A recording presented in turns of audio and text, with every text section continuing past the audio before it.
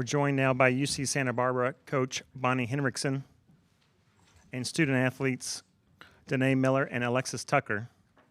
We will start by asking Coach for an opening statement. Oh, I'm sorry.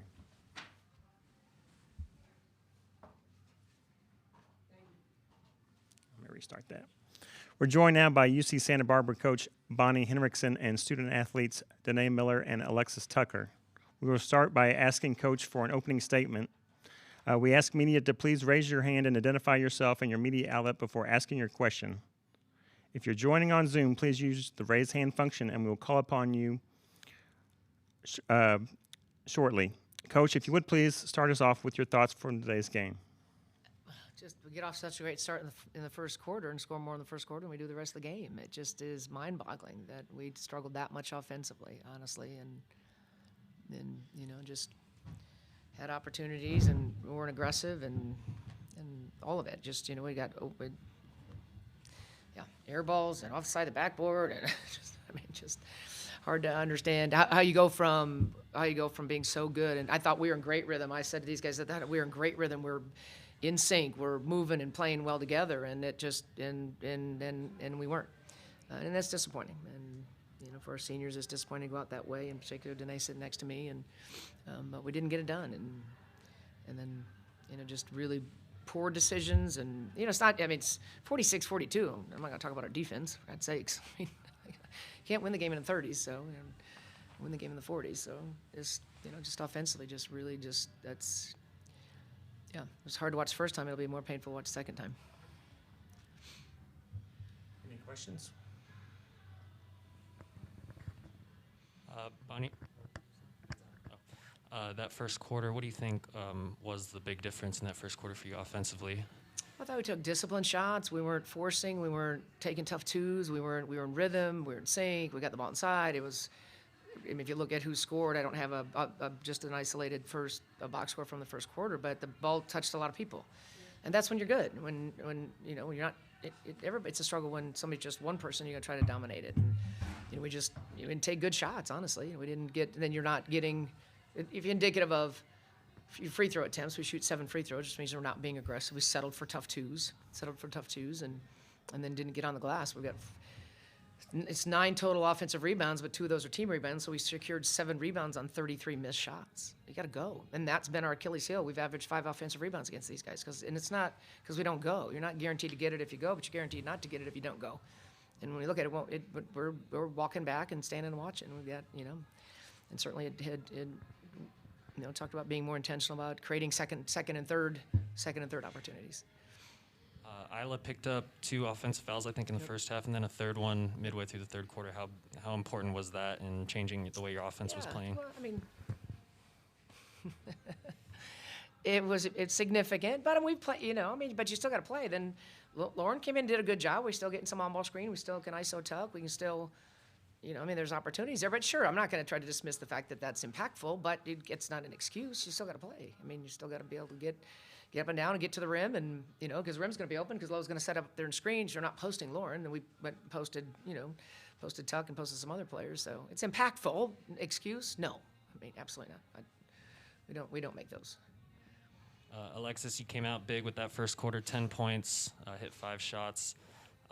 Was it just the intensity of the defense picking up throughout the game? How would you describe the way that the game changed?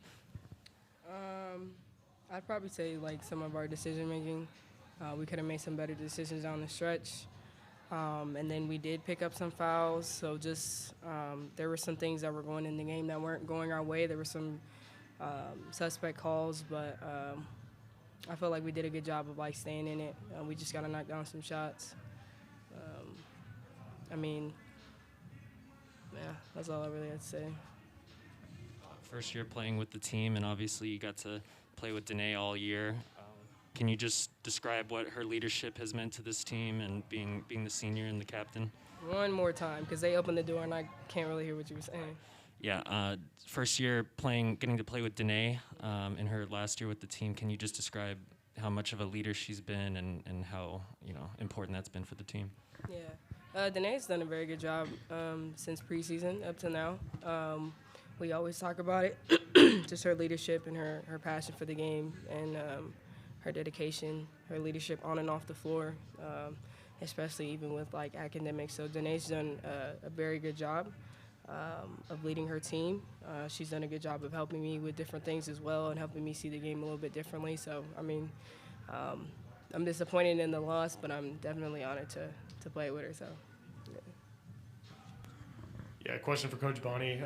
You look at that fourth quarter, just a real back and forth game, very low scoring. Isla was on the bench for a good amount of that until the very end. Do you have any second thoughts about what you could have done differently rotation-wise? I mean, were you asking me, you want me to sub different? I don't understand the question. I just mean, like, do you wish that you would maybe put Isla back in the game a little bit sooner? No, it's basketball. 8 minute. Kelly's looking at 8 minute mark, and when they got that's when she went back in. I think it was 8:30, which is normal, especially how she picked up. It's a game. Like it now, if the game's getting away from you, it's getting to 8 and 10 and 12 and 15. Yeah, you're gonna go back in because you're not. But the game's in a balance. So if we get her back in at the 8, that's basketball. About at 8, and I think she went 8:30. We didn't wait till the, and then yeah, so that's yeah. Had it gotten away, yes, we didn't let it get away from us. Certainly, you'd get the game close, put her back in, and expect to make a run, and didn't. So I understand what you're saying. A question for Danae. Danae, you've been in so many battles with this team over the years. Can you just talk about maybe what this year has meant to you, and specifically with these ladies that you've played with? This year has meant a lot. I was lucky enough to get this last year due to COVID from last year, so I really wanted to come back and come with this like heavy hitter team and come back with the ring. I mean, we came up short, but I mean, we've done a great job. We fought a lot. We've had a lot of ups and downs, like on and off the court. And I mean, I still enjoyed every moment of it. I just wish we had a better outcome of it. So. I think what's important to know about Danae, I mean, she's named all conference, but Danae's all conference in practice every day. And that's what makes her really special. Danae never takes a day off, doesn't take a play off, never takes a day off. So when she's recognized that's who we see every day, which is really special.